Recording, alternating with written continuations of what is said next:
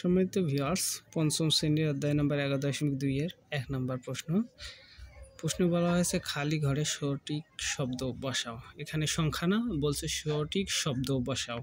তাহলে প্রথমে দেওয়া আছে সামান্তরিকের ক্ষেত্রফল। তা আমরা সামান্তরিকের ক্ষেত্রফল কি জানি? আমরা জানি এখানে লিখতে হবে অবশ্যই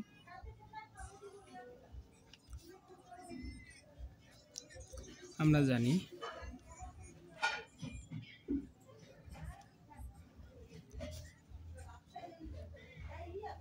সামান্তরিকের ক্ষেত্রফল সমান সমান কি? ভূমি গুণন উচ্চতা। সামান্তরিকের ক্ষেত্রফল হচ্ছে ভূমি গুণন উচ্চতা। এটাই এখানে হইব ভূমি, এখানে হইব উচ্চতা। আমরা পাইলাম। এবার আমরা কি করব? এবার আমরা 2 নম্বরটা করব। 2 নম্বরে সেম, কিছু লেখা লাগবে না। আমরা এখানে লিখব, এখানে তো আমরা জানি, আমরা লিখব